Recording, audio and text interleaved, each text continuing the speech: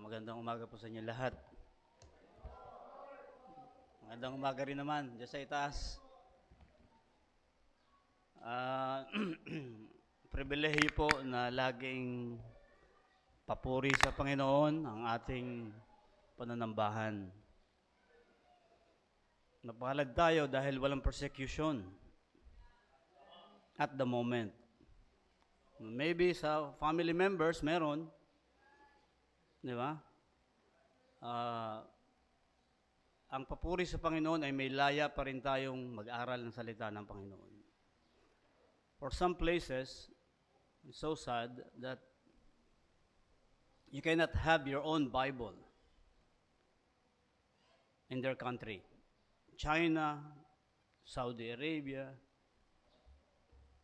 extremist people, you cannot have your own Bible. Otherwise, you'll be persecuted.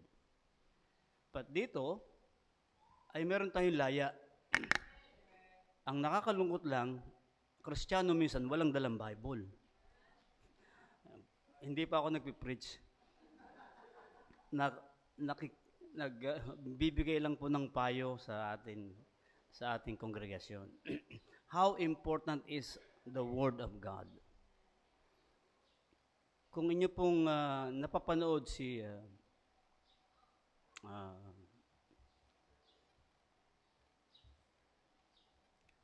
isang scientist, professor, mathematician, ay ma-amaze po kayo sa kanyang exposition of the Word of God. At salamat sa Panginoon at bago po ako kinuha ng Panginoon or hindi ko alam kasi yung buhay ko dati. Maraming istorya. Andyan po ang misis ko. Sinasabi ni pastor na andyan po siya, totally healed. 2015, back in 2015, she was diagnosed with ovarian cancer. Stage 3. At sabi ng doktor, 2.5 or 2 to 3 years na lang ang buhay niya. That was 2015. That was 2015. Amen? Eh, 2025 na ngayon. Hello? Hindi man lang kayo nag-amen? Yan! Oh. Haba mensahe nito kasi introduction ko rin yan sa kabila. Kasi about family. Tayo po ay mag-aaral ng tawag dito. It's about family. Patungkol sa pamilya ang pag-aaralan natin ngayong umaga. Kahit saan ka pumunta, kahit saan church, you will see family. Amen? At nakakatuwa na sila mismo ay parang ang bumabalik sa isip ko yung time ko na bata pa ako, every 6 o'clock in the evening, we have orasyon. Magpe-pray yung tao. Wherever you are, we pray, we pray. Naranasan niyo po ba yun? Sino nakaranas niyan? O yung mga bata pa, di ba? Nakaranas kami niyan eh. But now, hindi nyo na nararanasan yan. Yung new generation, wala na yan. Kaya we will talk about the legacy of godly family. Amen? Let's turn our Bible in the book of Psalms, 127.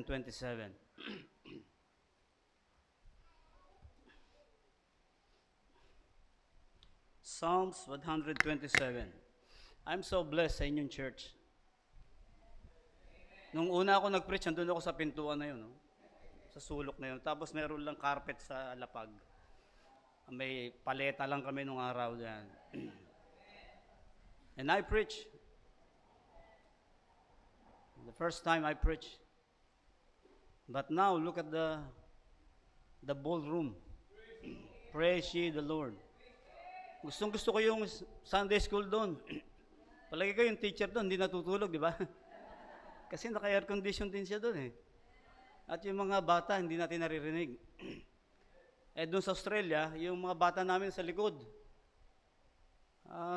Biyaya ho ng Diyos, nabili rin natin yung property na yun. At without any help from outside of our church. Blessing sa Panginoon. We challenge people. So the legacy of godly family. 127, please. May I ask you to please rise again and give reverence to the Word of God? As we read, please follow me as I read from verse 1. Except the Lord build the house, they labor in vain that build it.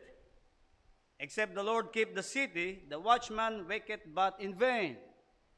Are you there? Amen. Verse 2, it is vain for you to rise up early, to sit up late, to eat the bread of sorrows, for so he giveth his beloved sleep. Verse 3, lo, children are heritage of the Lord, and the fruit of the womb is his reward. As arrows are in the hand of a mighty man, so are children of the youth. Happy is the man that hath his quiver full of them. They shall not be ashamed, but they shall speak with the enemies in the gate. Dakilang Diyos na makapangyarihan sa lahat, ikaw po ang pinatutungkulan ng aming pagtitipon ngayong umaga. Ikaw po ang dahilan kung bakit po kami naririto, Panginoon. Sa iyong lahat ng papuri, sa iyong lahat ng pasasalamat, sa lahat ng bagay na aming tinanggap, material na bagay, physical na bagay, financial na bagay, spiritual na bagay, lahat po nagmula sa iyo. At pinapasalamatan po namin ang iyong presensya po sa aming kalagitnaan. Bless us as we listen to you, Lord, this morning. For this we pray in Jesus' name. Amen. Be seated, please. Legacy of godly family. Napaka-importante po sa atin kung ikaw ay mayroong maiiwang legacy, which is in positive way. Maiiwan mo to dahil ito ay te-treasure pa ng next generation after you. Long-lasting impact of particular events, actions in life that you will leave behind after you're gone. Tayo po dito, sinasabi ng Biblia, 969 when Methuselah died. 969, that is before the flood. After the flood, the Lord commanded Moses, he says, only 70 years that we will live. In Psalms chapter 90, that is in verse, I will read. Verse 10 says, the days of your years are 60 years. Meaning 60 is 60. And 10. So plus 10, 70. And if by reason of strength they be 80 years, or 80, yet is their strength, labor, and sorrow, for it is soon cut off. Kung meron ka pang lakas, then abutin mo ang 80. Kung blessed ka, abutin mo 80 plus. But, sinisigurado ko sa inyo, tayo, after 100 years, wala na tayong lahat dito. Lahat tayo ay papanaw. Hindi natin gustong isipin ngayon, kasi bata pa tayo. Lalo na kami ni Pastor Rudy. Batang-bata pa kami. Kasi may natitira pa kaming buhok. Si Pastor Rudy, yan ang, di ba? Praise the Lord. Pero tayo, after 70, mag-iisip ka na eh. Kasi minsan nakakalimot ka na. Kami ni Mrs., sabi ko kay Mrs., Oh, yung pants ko na nabili ko dun sa second-hand store. Gusto ko siya. Alam niyo sa Australia, maraming second-hand store. Gustong-gusto ng mga kabataan doon. Gustong-gusto ng mga lola katulad namin to visit the store. Kasi maraming bago naman, hindi naman sila second-hand talaga. But it's may brand new and second-hand if you want. Nakakuha ko ng pants doon, Pastor. Sabi ko, meron nga lang siyang pinalaban ko kay Mrs. Nilaban ni Mrs. Nagka-stain ng comfort, ano ba yung nilalagay nyo sa ano? Ha? No, yung to smell it good. Yun. Downy, ano yan? Downy? Para siya nag-mark dito sa pants. Sabi ko kay Mrs., ba't ang ganda na itong pants nito, gusto ko to eh. Kaso, mahaba, Pastor. Tinabas ko. Kasi gusto ko, tinahi ko ngayon siya. Ang tagal kong tinahi, Pastor. Kasi hindi ako marunong manahi, di ba? Tagal kong tinahi, pero perfect. Pinalansya ko siya. Pinalabang ko, nagka-downy, sabi ko sa kanya, pakialis mo. Okay, sabi niya. Nung natuyo na, sabi ko, bakit tinastas mo? Tinastas lahat yung tinahi ko, sabi ko. Ang ganda-ganda ng pants ko. Sabi niya, akala ko pinatatastas mo. Hindi, sabi ko, yung mark ng stain, ng soap. Sabi niya, di bale, uwi na lang natin sa Pilipinas, patahin na lang natin doon. Inisip ko, 2 araw kong tinahi yun. Sa totoo lang. 70, minsan nag-fade na tayo, di ba? Yung iniwan ng bagay, saan ba iniwan? Parang dito ko iniwan. Hindi dyan, doon sa kabila. Something is lacking. Hindi na 100%. May 3 magkukumare. Nag-uusap sila, Pastor. Mare, sabi niya. Bakit? Kasi nasa table silang ganyan. Kasi minsan nasa itaas ako ng stairs sa kalagitnaan ako. Anong nangyari? Hindi ko alam. Wala namang problema. Hindi ko nga alam kung bakit ba ako o pababa. Sabi naman ng isang kumare, parang ganyan din ako, mare. Kasi minsan bukas ko yung ref, hindi ko alam kung may kukuhain ako o may ilalagay ako sa loob. Sabi naman ng isa, salamat naman. Hindi pa nangyayari yan sa buhay ko. Sandali lang, may kumakatok, sabi niya. Nakuha niya yung joke? Ang tagal. Siya yung nagsabi, mabuti na lang, hindi pa nangyayari sa... Sandali lang po, may nakatok. And she opens the door for herself. Ay, salamat sa Panginoon. Nakuha rin po nila.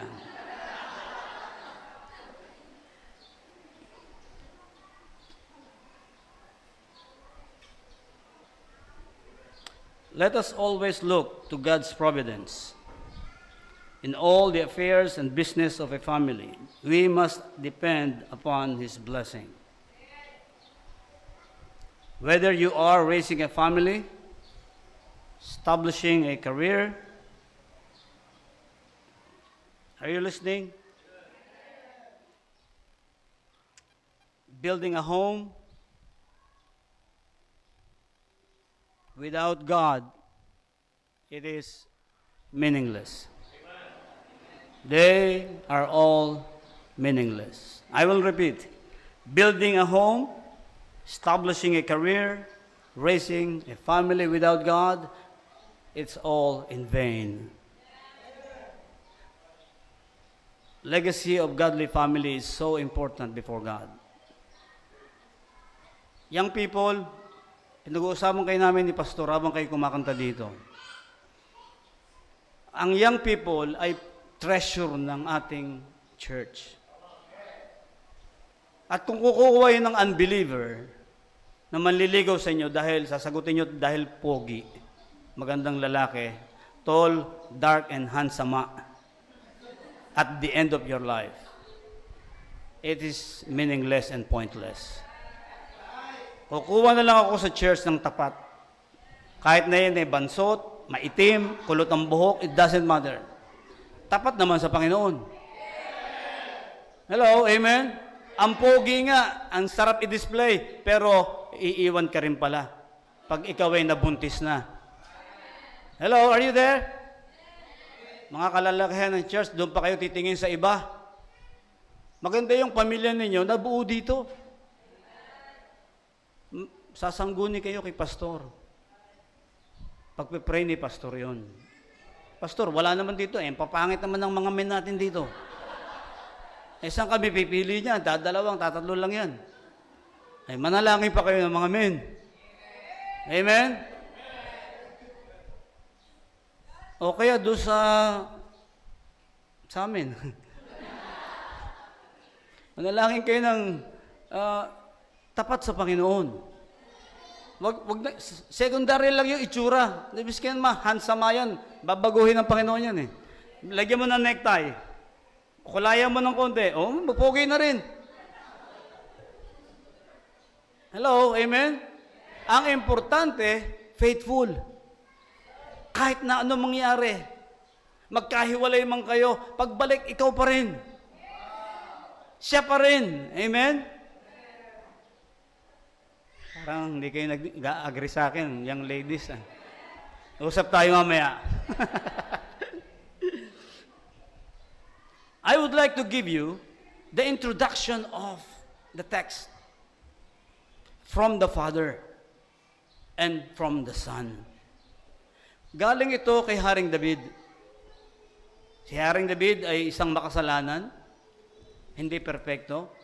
Pero God said, I have found David who walked after my own heart. Heinous crime he committed.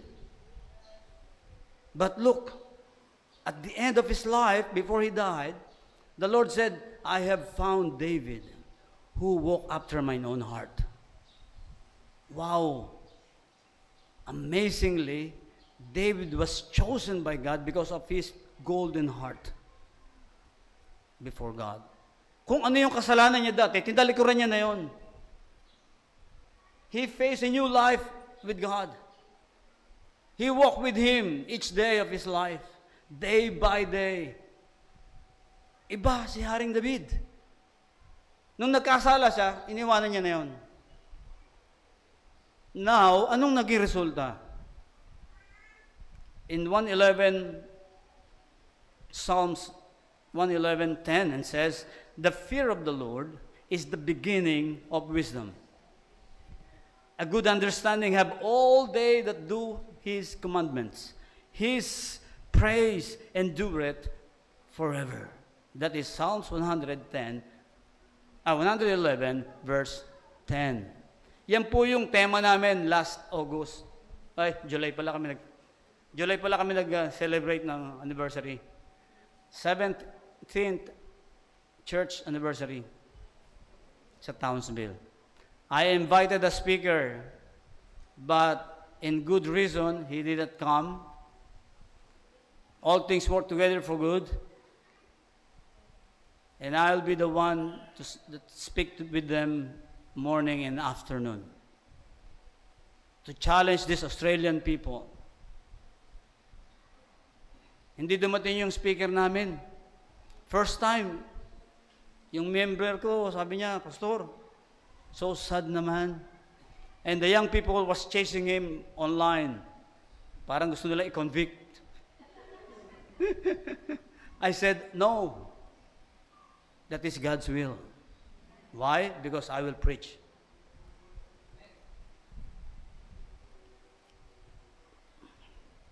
That is my blessing. That's my blessing. And this is my theme. The fear of the Lord is the beginning of wisdom. The father without the fear of God, there is no such wisdom in him. Anong resulta sa anak? Itong sabi ng anak, Proverbs 9:10.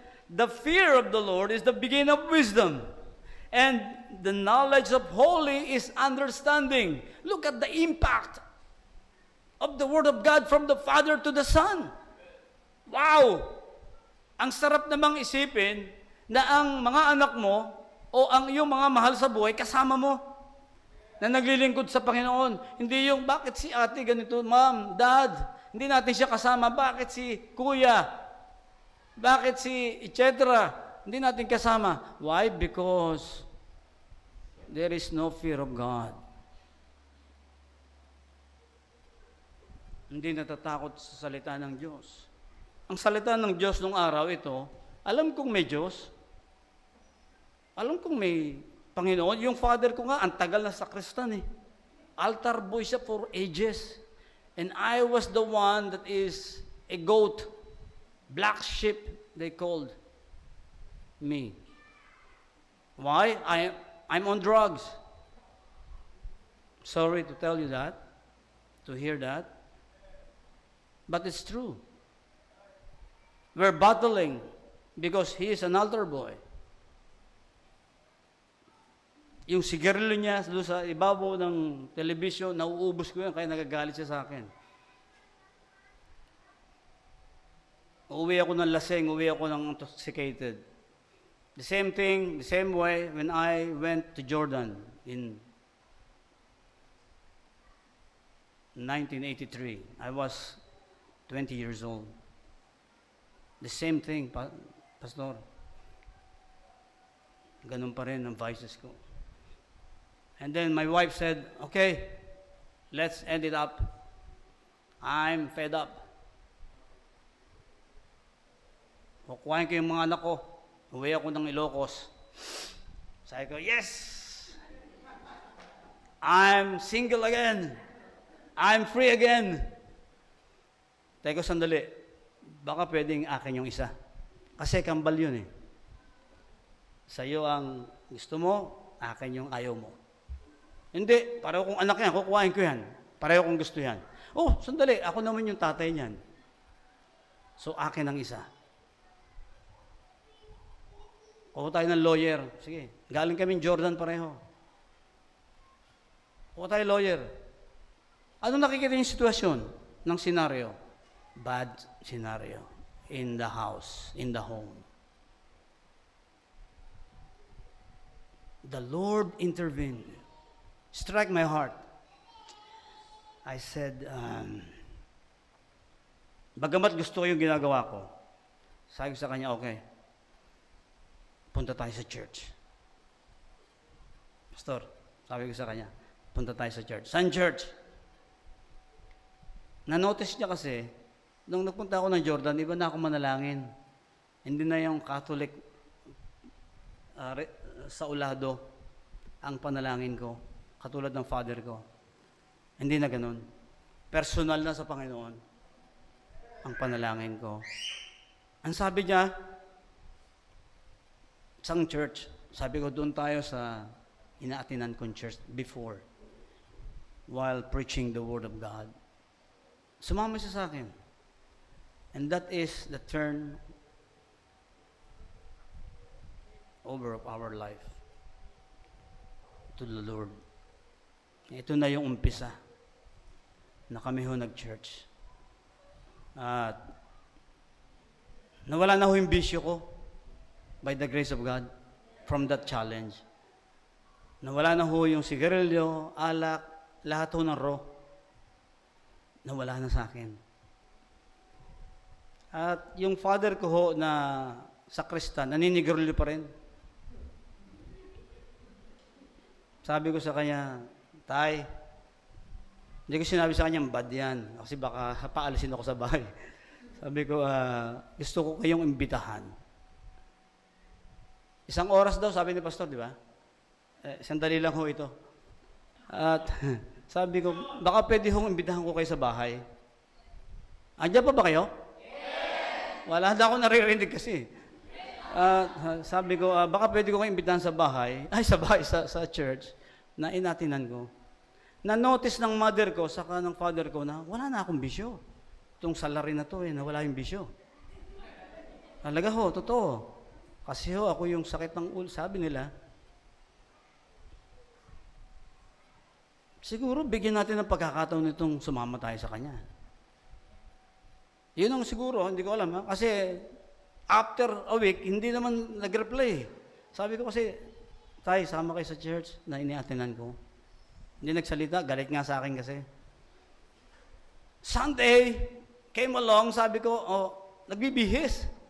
Sabi ko, siyempre, altar boy siya for so many years. Saan kayo pupunta? Ang sabi niya sa akin, hindi ba iniimbitahan mo ako? Praise ye the Lord! Sabi ko, yes! First time nila ng mother ko sumama sa akin. At nakita ko sila walking on the altar. They accepted the Lord Jesus Christ in their life. And that is the beginning of their faith in the Lord. A new journey.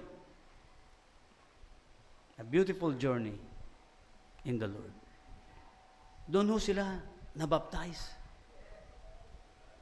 Dahil sa isang suwail na anak na nagbago ng buhay. Hindi ako yun, Panginoon yun. Pero yung si Sister Alice na sa akin sa church eh. Si Ferdy. Pero hindi nila nadala yung tatay ko at nanay ko doon. Walang patotoo eh. Walang kalokohong ginawa sa buhay. Mababait yung mga kapatid ko eh. Pero yung salary na yun, nagbago, nadala yung parents sa church. Kasi kapani-paniwala.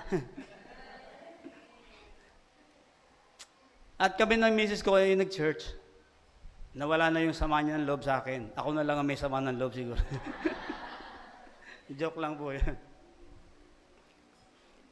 Ang legacy of godly family, importante. Hindi pwede ang father ang mag-church lang. Hindi pwede mother lang at saka yung kids. Hindi pwede maaga yung mother, late yung father.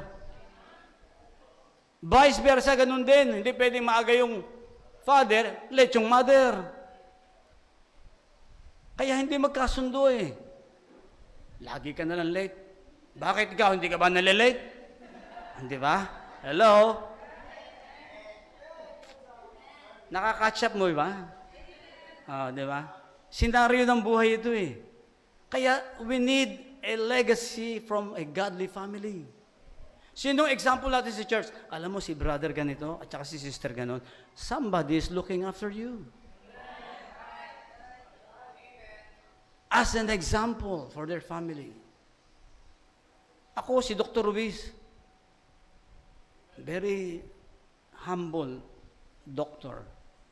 How he conducted to worship with his family. Yung mga anak niya, nasa tabi niya, maliliit pa lang. Ang liliit nung anak, nakaupo sa pew. Alam mo ba yung pew namin? Kahoy. Hello, look at me. Kahoy. Ganyan.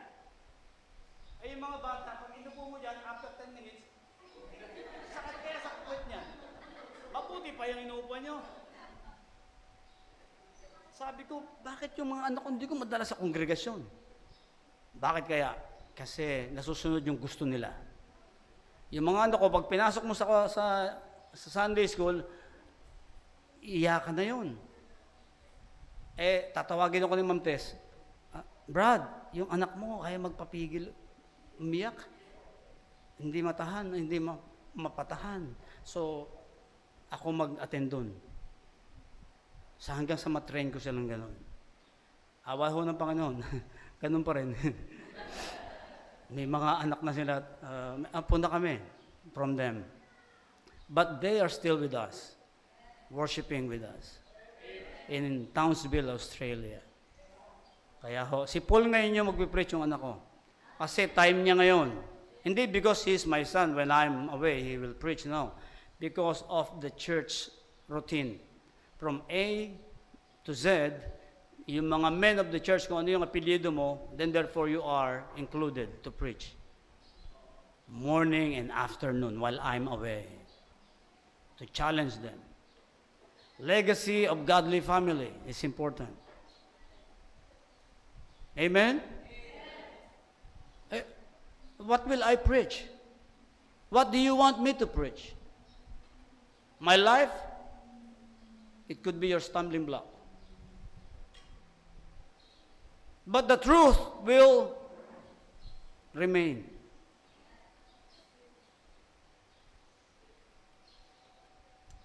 Maaring sa miyembro ko, every time I preach, there is a prick of heart. Kasi na-challenge sila. Pero it's good if you will take it positively. Listen, when you take the truth from God's word, it will make and set you free. Are you there? I would like to give you the first point, the foundation of a successful family. What is necessary in verse 1? 127 of Psalms, verse 1. Except the Lord build the house, they labor in vain that build it. The home must be built by the Lord. Do you hear me? The foundation of a successful family, the necessity is this. The home must be built by the Lord. Except the Lord build a house, they labor in vain that build it. The home must be protected by the Lord. Look at that. Except the Lord keep the city. Except the Lord will protect the city. Ang sinasabi rito, the watchman waketh but in vain. Yung watchman mo nandoon sa taas ng tore, walang kabuluhan if the Lord will not keep or protect the city. It is in the hands of God still. Kahit anong gawin mo sa buhay mo, if the Lord did not build your home, then therefore you build a house. The house is not a home.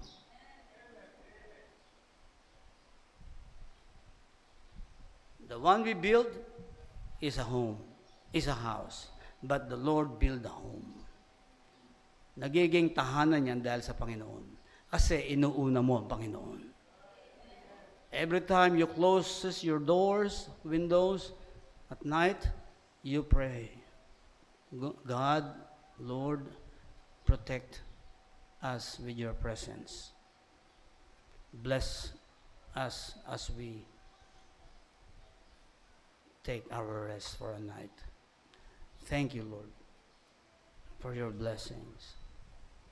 In Jesus' name, amen. Early in the morning when you open it, you say, Lord, thank you for a privilege, giving us a life restored, blessed from you. Praise you, O Lord. That is a day. That is a necessity. What is necessary? The home must be built by the Lord. The home must be protected by the Lord. What is needless? What is necessity? What is necessary? Now, what is needless?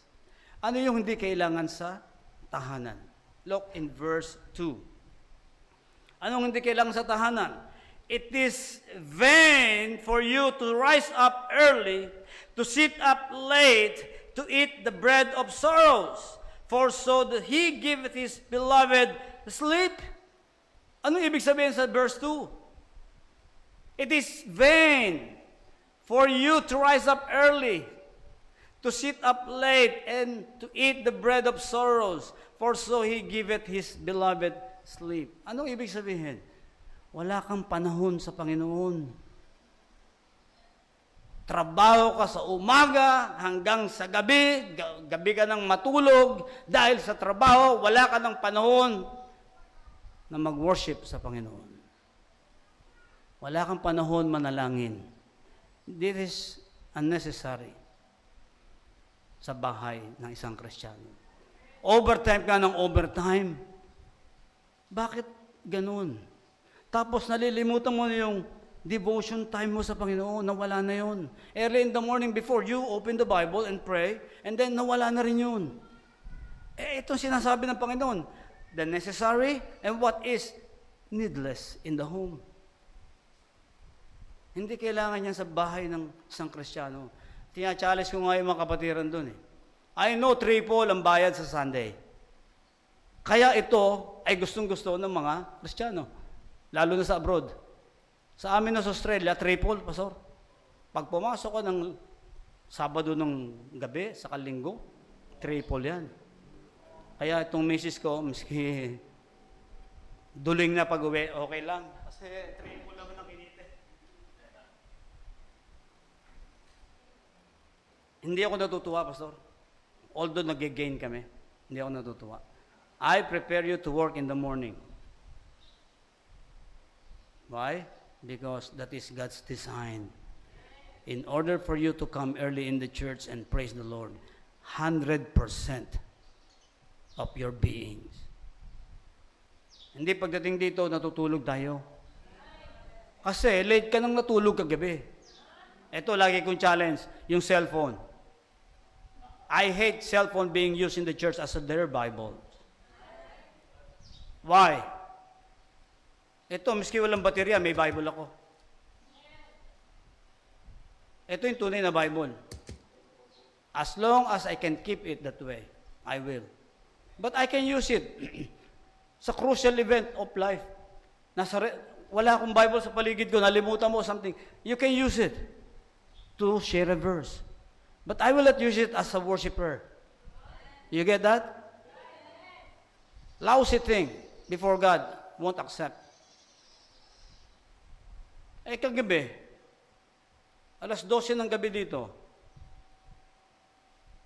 yung Kristiyano, nandun pa rin sa Facebook. Hello? Kanya, wala mag-amen? Bakit? Bakit wala makapag-amen talaga? Amen! Bakit walang ganun? Kanina, puro ang lalakas ng amen nyo. Amen! Okay siya doon. Kapag eto na, pastor naman, niyari na naman ako nito eh. No, it's God that is giving and delivering the message in your heart. You see? May nag-amen din naman kahit pa paano. Matak mo naman yung time of worship yun eh. Kailan ba tayo nagsiswitch ng date? Yesterday, nagsiship ka rin ha? At 28 ngayon, 27 of midnight, ano na yun? 28 na yun, counted as worship service yun. Sabi ni Pastor, 9 o'clock. Di ba tayo, 9:15? 9:15. May bago kaming membro doon. Sabi nila, Pastor, alam mo, ang nanotice ko sa church natin, kasi sa aming inaatinan dati, pag sinabi doon 10 o'clock, alas 12 start namin noon. Kasi maghihintay-hintayan pa kung sino-sino hihintayin. Sabi ko, ang Panginoon ba maghihintay pa sa inyo? Pag sinabi ng alas 9 ng pastor, sabi ng Panginoon, alas 9 ka mag-start. Mag-isa ka mag-start. Mag-start ka mag-isa. Bahala sila. Hihintayin pa kayo ng Panginoon? Kayo ba ang Panginoon o yung Panginoon? Ang nangyayari, kayo yung Panginoon ng Panginoon ng buhay nyo. Walang challenge doon eh. What is the legacy of being godly family? Coming to church. Si pastor naman, pag sinabi niyang 9:30, na mga 10 o'clock yan, 10:30 yan. Kaya ikaw naman, ganun ka rin. Hindi, pag sinabi ng pastor niyong 9 yun. Nga lang, kayong inaalala niya, he can start 9 o'clock. 9. Sa amin doon, kahit wala ka, kahit wala yung pianist, kahit wala yung musician, I will start at 9. Because that is God's ordained in my heart. Kasi yun ang gusto ng Diyos, matuto tayo sa time. Kaya nga akala ko ganit, yung akala nakakamatayan eh. Hello? Pag sinabi ng pastor 9 kayo dyan. Yung pianist niya, sino yung pianist dito? Kasi yung pianist niya dito. Brad, umuwi ka na ba? Ay, andyan. Mabuti naman, diyan ka pa. I salute you. Praise the Lord. Because that is coming into order. The worship service will be in order. Beating the time.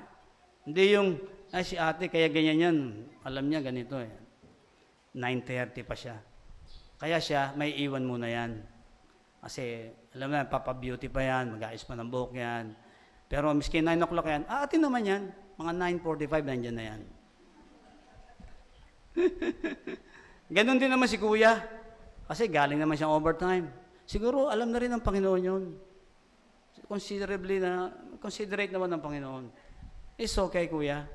You attend at 9:45. At least, nandiyan pa rin sa church. At sabi ng pastor, praise the Lord. Pero masama ang loob ng pastor. Pine-praise lang kayo at ni-encourage. Pero sa Panginoon, hindi. When it's time to worship, you worship. No exemption. Yung mga anak ko, tinatawagan ko yun pag alam kong hindi ko gustong kilos nila. Pag hindi nag-choir, matatanda na kayo, ba't hindi kayo nag-choir? Buti pa yung mga apo ko. Nagme-memory verse. Nagme-memory verse yun. Every young people in our church, konti lang naman kami dun eh.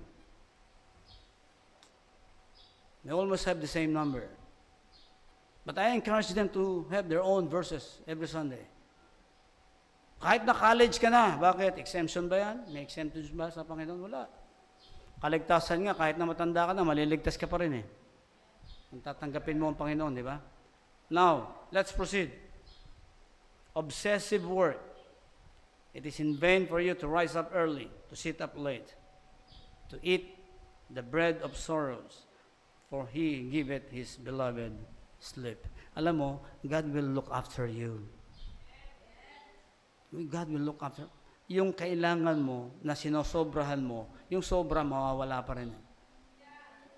But give your best to the Lord, God will supply the need. Let's go on.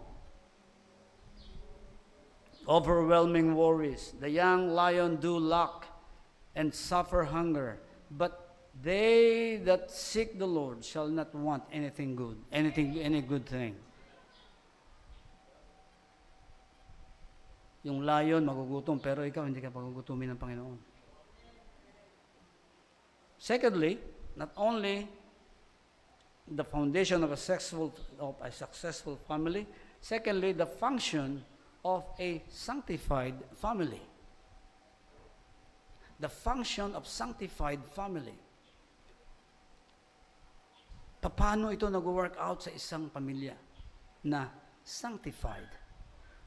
Pinabanal ng Diyos ang pamilya na yan. Kaya no matter what, doesn't matter if it is category 6, signal number 6, they will come to church and worship. Kahit na anong signal pa yan. When it's time to worship, they will worship. Meron ba kayong ganong klase?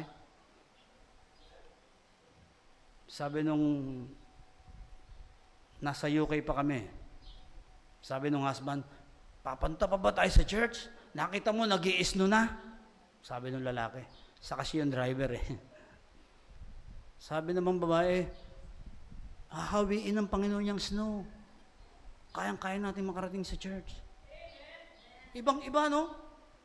Sabi nung lalaki sa larin, kakayanin pa ba natin? Ang lakas-lakas na ng snow. Galit na, ayaw na mag-church. Sabi ng babae, oo naman, hahawiin niya ng Panginoon. Let's go. Ano sa palagay niyo? Nakarating o hindi? Dito. Walang nagsabing hindi? Totoo ba yung nasa puso nyo? Nakarating! Dahil doon sa faith ng babae. Kaya yung babae minsan, mas mataas pa yung antas ng pananampalataya kaysa doon sa nagsasabing, I want to be a preacher. I want to go to serve the Lord. At the end thereof, they fail the Lord. Pero itong mga babae, you know women are the last persons in the Mount Calvary. The last people with the Lord, women. The first people in the tomb are women. Give round of applause to the women of the church. Ang kababaihan, ang gaganda ng pananampalataya pala. Sabi ni Judas, anong pag-aaksaya to? Mantak mo yun? Alam niyo mga kapatid, isang taong sweldo. He break the alabaster box and pour it to the head of the Lord and his feet. Ano, pagpasok ni Judas, anong pagkakasaya ito? Sabi ng mga disipulo, kasama ng Panginoon, oo nga! Tingin na silang ganyan. Mary, not Mary, the sister of Mark, had that alabaster box for a year, waiting for the Savior of mankind to give it to him. Sino rito nakapagbigay ng isang taong sweldo niya sa church? Hindi ko sinasabi, no. Don't misinterpret me. This is not the church that forcing people, robbing people. No. Please, let me explain. Ang sinasabi ko dito, kung paano yung puso mo magbigay. Baka naman nagbibigay ka, tapos pagbigay mo, isang linggo kong pinagpaguran yun. Pupunta lang kay pastor. Sige nga, doon tayo mag-worship sa labas. Walang bubong, walang upuan. Ganyan mag-worship doon sa Ethiopia, sa Africa. Tapos tayo nagre-reklamo, init, ano? Hello? Sarap nga ng upo nyo dyan, ako nakatayo dito. Reklamo pa kayo. Now, what I'm trying to say is, let your heart be not in trouble. Believe in God, believe also in me. In my Father's house are many mansions. If it were not so, I would have told you, I will go to prepare a place for you. And if I go and prepare a place for you, I will come again to receive you, that where I am, there you may be also. Hindi ba ang sarap ng pangako ng Diyos? Tapos tayo, lousy Christians. Lousy.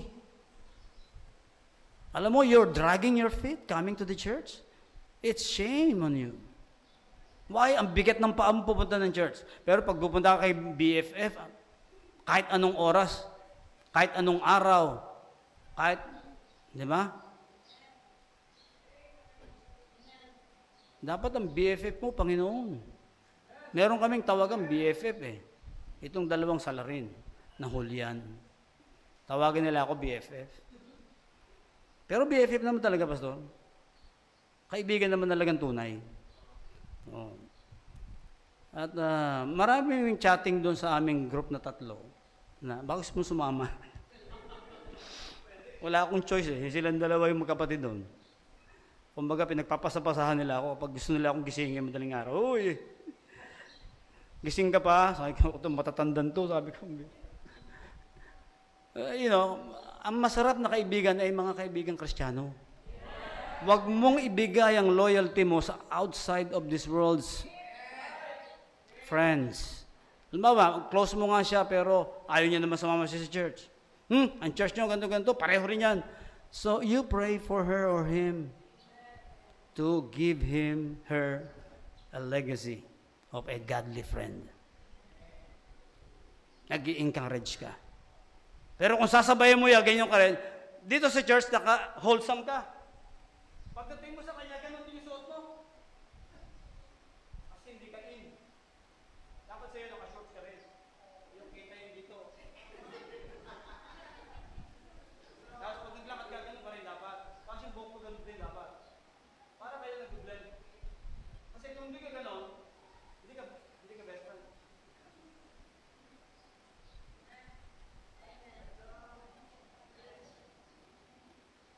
Pagdating sa church, wow, sister, brother. Ganun din mga men. Hello, men. Hindi lang sa kababayan yon, pre. Sa atin din yon. Dapat, you are not a chameleon-like character in the outside world and in the church. Don't blend. Kasi yung hunyango ba yun? Hunyango. Ano yan yung, may tawag pa dyan Kila Mrs. meron ng araw yan Nung hindi pa binabago yung bahay nila. Yo, tuko. Toko. Yan. Meron kayo dito? Ay, best friend ko yan. Nagpunta kami ng Kaliraya. Tinirita ko ni Pastor Mac. Sabi, yes! Nakaka-relax din sa wakas. Sabi niya, Pastor, treat ko kayo ni Sister Melba. Kami ni Sister Nida. Doon tayo sa, first time ko doon Kaliraya. Ay, Villas Escudero. Kaliraya talaga, sorry. Villas Escudero. So, they chose us a room, comfortable room. Nga lang, sa gabi, meron kaming best friend. Toko! Ako, sabi ko, saan yun? Andito sa ding... Ito yung bed na, ito yung dingding. Andito siya. Siguro ganyan kalaki yun. Toko! Sabi ko, hindi makatulog. Baka mag-jump yan, dumapa sa mukha ko. Yun ang mga imagination ko nun. Sabi ko, Mrs., dito ka. Ayoko dyan, sabi. Ang ginawa ko, yung kurtina dun sa parang Princess Ping curtain na ganyan sa bedroom. Alam niyo yan, mga princess. Yung mga ganyan-ganyan ba.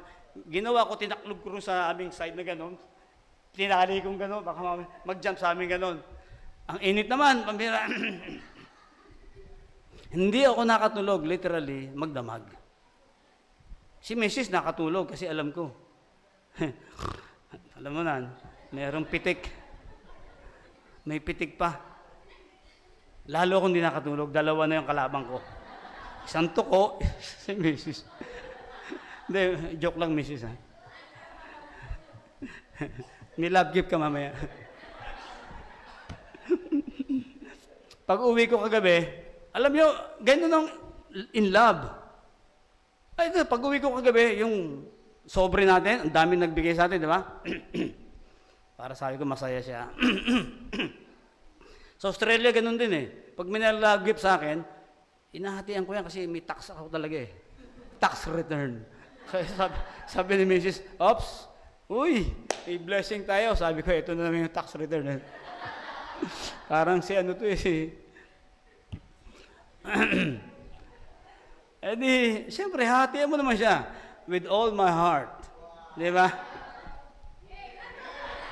With all my heart, I want to love you, Lord, and live my life each day to know you more. Hati kami.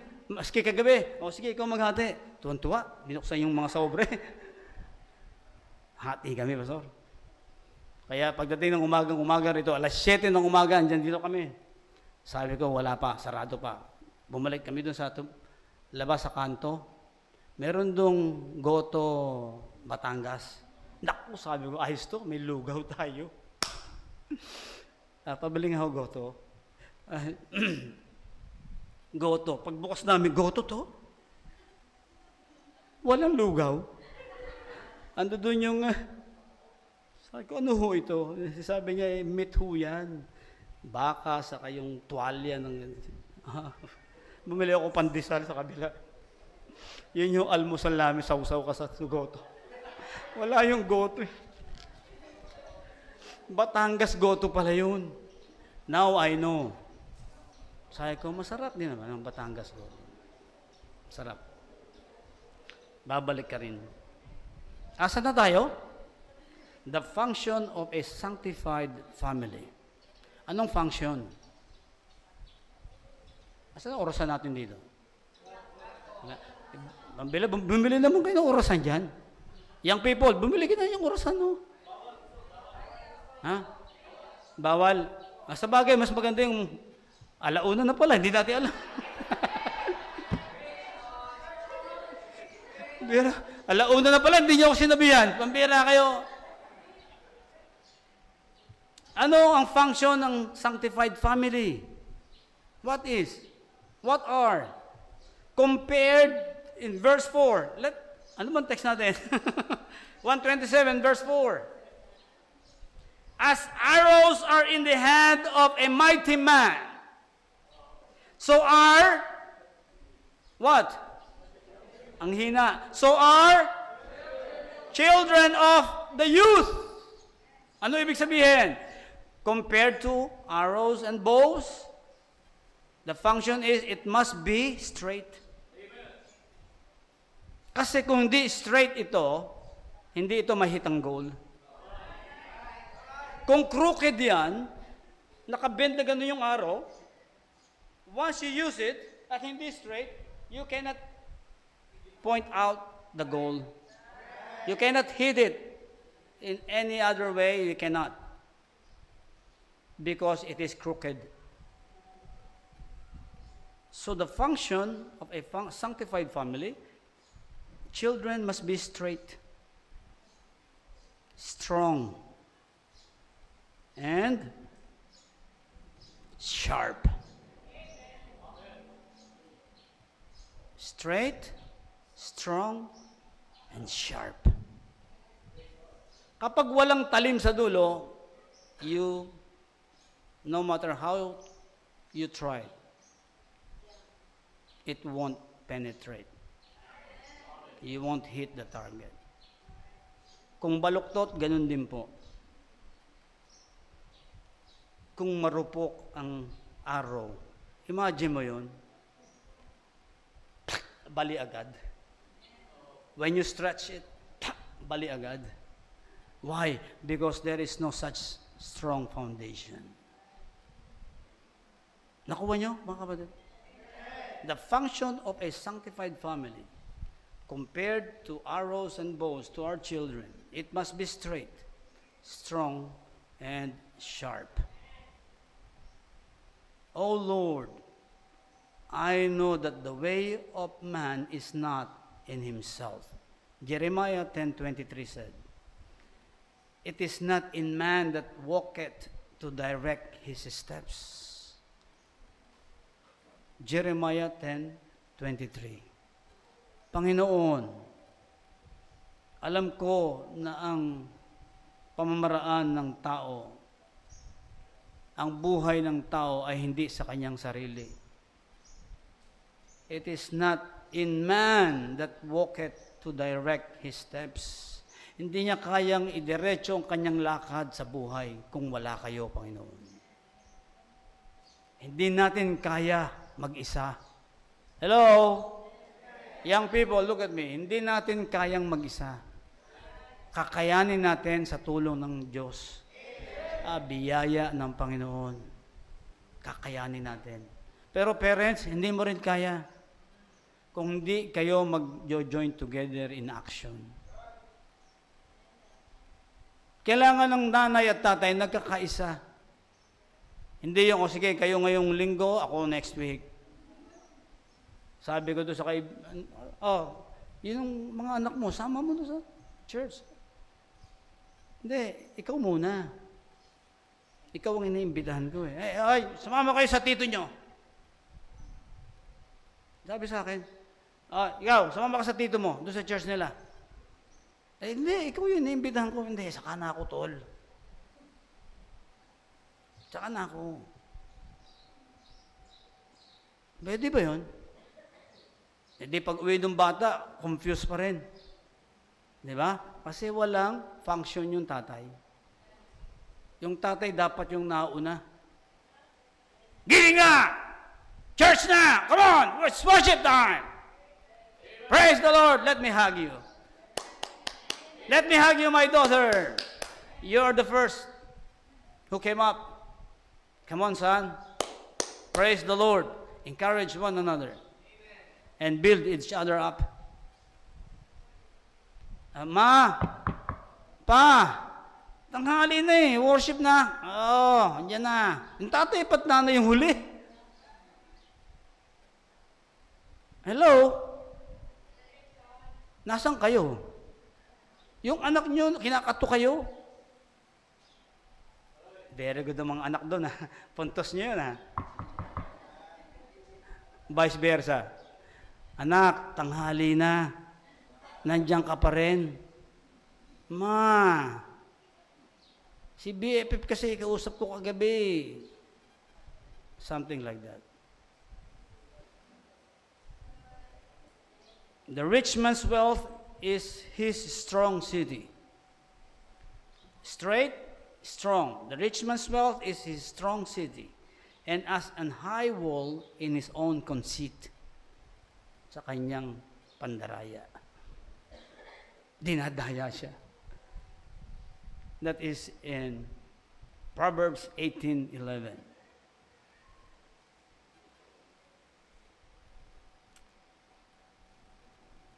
John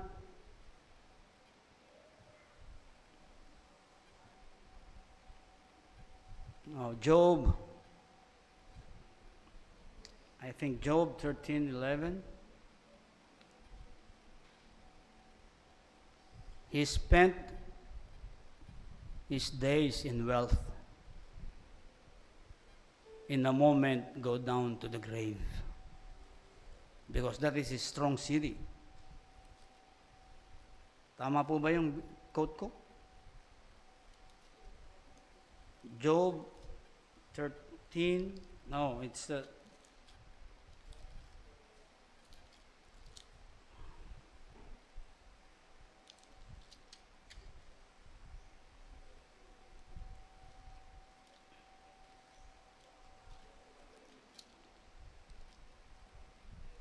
21:13 of Job. They spent their days in wealth, and in a moment go down to the grave. Wow. They spent their days in wealth, in a moment go down to the grave. In a moment. What is in a moment? In a moment. Ano yung dapat in a moment? Ano yung in a moment? In a blink of an eye. In a trump of God. In a blink of an eye. Ganyang kaiksi na po ang buhay natin compared to Methuselah. Kaya ang mga taong ito, they spent their wealth. Di ba sabi diyan?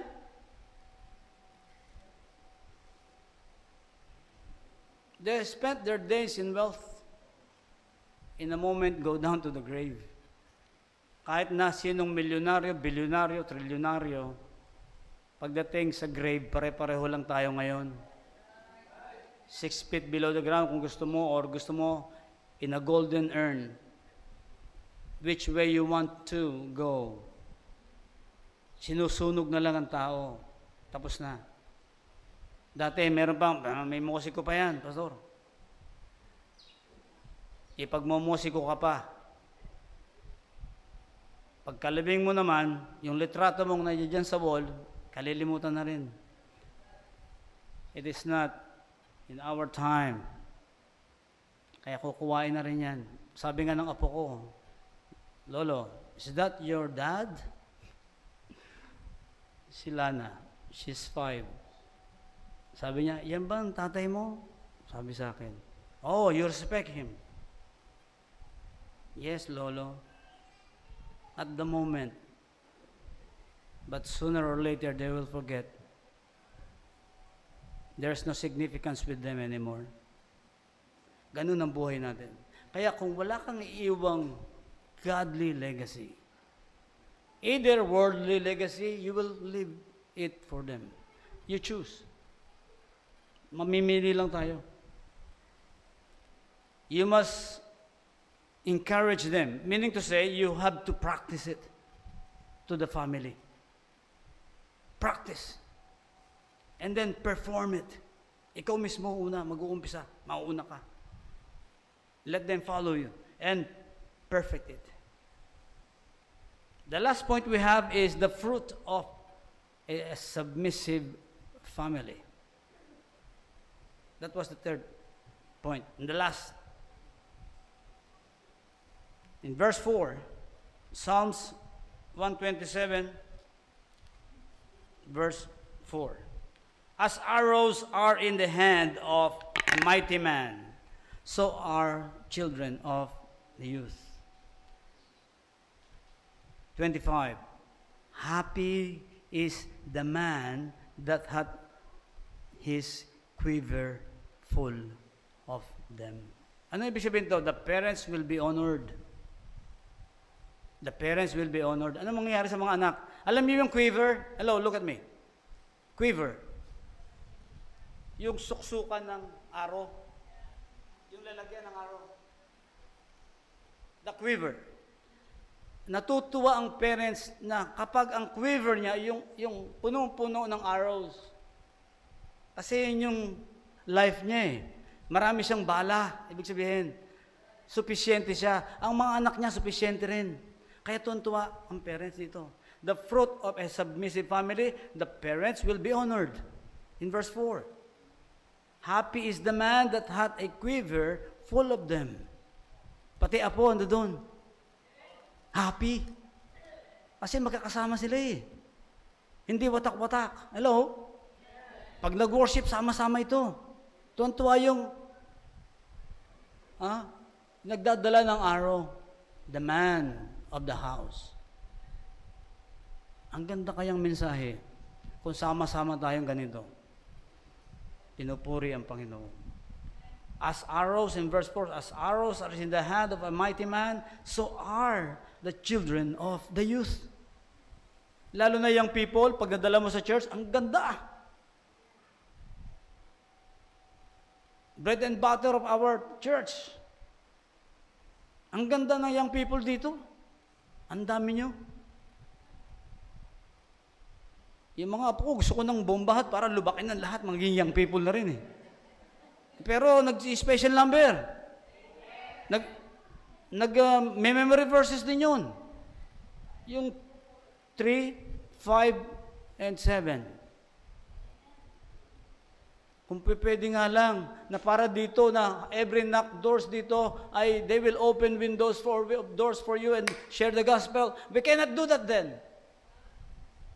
It's impossible. We cannot do it there. Paano kaming lumalago? Sabi ko sa kanila, you know what? You go out. When you go out, bring trucks with you. Secretly. Because you're not allowed inside the mall. You are in camera. Secretly. Win them to the Lord. Mahirap. Mahirap. That's our battle. But at least we are winning souls. We are doing our part in the business of God. At hindi pa lang yung conclusion of the whole matter. Hindi doon nagtatapos eh. Ang hirap na mag-maintain ng isang puti na bautismo mo. Paano mo babautismo yan? Salungat nga yung puso niya sa Biblia. Paano mo siyang babautismohan? Kung hindi yan mag-sit dyan for a while. Paano mo siya may encourage every Sunday na pumunta dyan? Puti nga yan ang hirap. Hindi naniniwala sa Diyos yan eh. Ang hirap, pero may nabaptize na tayong 3 puti. At meron pa hong isang pamilya na itim na previously Muslims. At nangangako siya sa akin, Pastor, I will get baptized soon. Sabi ko, praise the Lord. Dapat nung anniversary, umiiyak siya sa akin, tumawag from Melbourne, yung itim. Kasi yung mga anak niya, ini-encourage siya magpabaptize. Pastor, gusto ko sabay-sabay kami, ayoko ako lang. Pero, sabi ko, you wait. I will wait. But you know what? I'm excited. Because these are previously worshiping other gods. And now, they're surrendering their life to our Lord. Ang ganda kaya. Meron kang isang itim o puti man o anumang kulay yan, nabaptize mo sa Panginoon, praise the Lord. Bago kami mag-anniversary, we had 2 baptism. Imagine mo yan. Bagay, dalawa lang naman. Ikaw kaya doon. Sige nga, pag meron ka nabaptize sa 1 taon, I will praise the Lord. Hello? Kayo kaya doon, pumalit sa akin. Ako dito. Hello? Hindi madali, pero kaya ng Diyos. Praise ye the Lord. The parents will be honored. The parents will be helped. In verse 5, that is something to treasure. Happy is the man that hath his quiver full of them. They shall not be ashamed, but they shall speak with the enemies in the gate. So proud is the man that have his family worshiping the Lord. Amen? Kaya tuwan-tuwa ang pastor ninyo, tsaka Sister Gigi. Kaya kayo ay nagkakaisa sa church. Tuwan-tuwa sila dalawa. May excitement na kinukwento sa akin. Na si ganito, yung young people na to, yung adult na to, praising the Lord. Each and every one of you, he praised the Lord in his life. Conclusion from the Father and Son. Di ba, introduction natin, Father and Son? Conclusion from the Father and Son. Sabi ng tatay in Psalms 122:1, I was glad when they said unto me, let us go into the house of the Lord. That is the Father, David. Ako'y nagagalak pag sinabi nila sa akin, Amang Hari, tayo po na sumamba sa Panginoon, sa templo ng Panginoon. This is the temple of God here in Canlubang. Meron ho kami na-invite dito, si Sister Joy, yung kinainan namin. Habang kami kumakain, wini-witnessan ko siya. Ang sarap ng inyong goto. Kahit na walang kanin, okay lang. Sabi kanya, sis, saan po kayo nag-worship? Pastor po kayo, sabi niya sa akin. Sabi ko, halata ba sa lakad? Hindi po, sabi niya. Kasi po, nag-worship din ako sa summer here. Baptist po kayo? Oo, baptist ako. Ikaw? Baptist din po ako. Sabi ko, sis, iwanan mo tong karinderya mo muna. Manambahan ka rito sa church natin dito. 10, dire-diretso ka doon sa dulo. Pag wala ka ng babangga, lumingin ko sa kanan, ayun yung church. Ganun po ba? Oo. Totoo yun.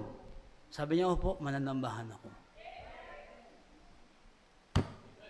Kaya minsan-minsan kakain kayo ng goto. Kumain kayo doon. Bisitahin niyo si Sister Joy. You will have joy in your heart. Meron ba joy ang pangalan dito? There is joy in serving Jesus. Praise the Lord. Meron ko kayong iimbitahan. Every time na lumabas kayo, bring tracts with you. Hindi lang yun, lahat tayo aalis dito. Hindi lang yun. Every day in your life. You will be an encourager out there in a troubled world. Amen? Ang sabi ho ng Ama, I was glad when they said unto me, let us go into the house of the Lord. Look at the effect to the Son. Proverbs 19:18. Chasten thy son. Nagsasalita yung anak ha. Chasten thy son, or discipline your son, while there is hope. And let not thy soul spare for his crying. Let not desire his destruction. Let not his desire as a destruction for us. You chasten him. Discipline him. Encourage him. Don't stop. And you will have the reward from the Lord. Imagine mo yung tatay, gusto niya mag-worship. I was glad when they said unto me, come and worship in the house of the Lord. Yung anak naman, o yung mga anak nyo, dahil siya dinisiplina ng tatay niya, ganun din ang payo niya. Chasten thy son or your daughter. Encourage them. That is legacy of godly family. Let us praise the Lord. Kung ginagawa mo yan sa pamilya mo, continue doing it. Kung hindi mo pa ginagawa, gawin mo na mamaya. Pagdating sa bahay, huwag ka naman yung hahawakan ng paddle. Sabi ni Pastor, chasten. Tigas ng ulo, ikaw chasten din. Ang magandang chastening, ito yung Word of God. Sino nagdi-devotion sa inyo every day in the home? Sister, dalawa kayo ni Pastor. Yung nagdi-devotion kayo sa bahay. Meron kayong chapter, one book, Matthew, matatapos na kayo ng Matthew ngayon. Ganon ang devotion. Every chapter, you will chop it down. Nag-devotion kayo. Ang ganda. Para may time kayo. Etong anak mo kasi, aalis na naman yan. I-devotion mo muna yan. Pak! Engage yung ngayon doon. 30 minutes.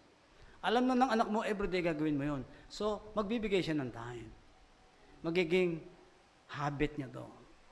And then, she will pass it on to her next generation, family. And they will pass it on. Galing yun sa'yo. Gawin natin mamaya, okay? Parang tulog na kayong lahat, Parang tulog na rin kayo sa itaas, di ba?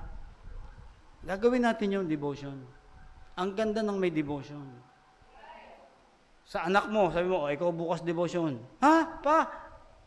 First time. Pero pag sinabi mo, anak, ikaw devotion bukas. Okay. Iba na. Hello, amen? Dati kanina, amen. Ngayon, men. Men na lang Kanina, amen. Ngayon, men. Mamaya niya, na lang, amen. Mga kapatid, the Lord will not forsake the righteous, nor his seed begging bread. I have been young and now I'm old, sabi ni King David. But I have never seen a righteous forsaken, nor his seed begging bread. That is the legacy of King David to his family. God bless us all. Let us all stand and we will pray. Let us call Pastor Rudy to pray for us. And God bless us all.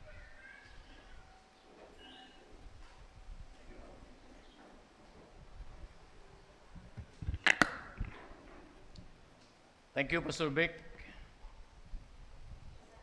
Very clear ang mensahe po ng Panginoon. Ngayong umaga, 3 bagay ang ating pinag-usapan patungkol sa pamilya, pundasyon, function, at ang bunga po nito. Napakahalaga ng pundasyon. At malinaw na nakarinig natin, it must be a godly foundation. And function is very important. It must be straight. It must be strong. And it must be sharp. And the fruit. Ikasisiya natin, mga magulang. Kapag nakapag-iwan po tayo ng magandang legasiya. But if not, ikalulungkot natin paglaki ng mga bata na yan. Saan magmumula ang legasiya? Sa atin. Sa atin. Hindi sa iba. Sa atin. Maybe as we are hearing the message, the Lord spoke to you in a very special way. And maybe nakagawa ka ng commitment sa iyong puso at sinasabi mo, Panginoon, I want to build a godly legacy for my family. If the Lord spoke to you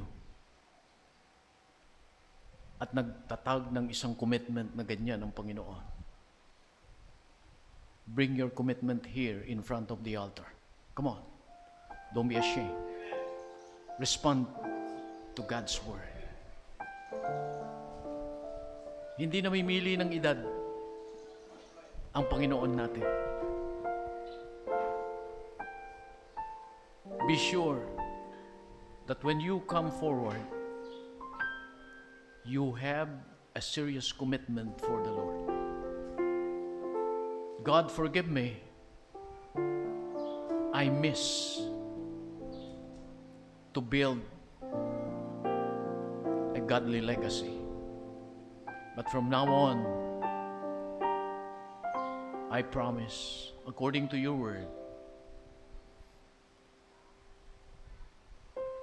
Panginoon, nandito kaming lahat sa inyong pong altar. Dahil sa tawag ng inyong mga salita, na kami na nasa henerasyon ngayon, nais ninyo na makapag-iwan kami ng magandang legasiya.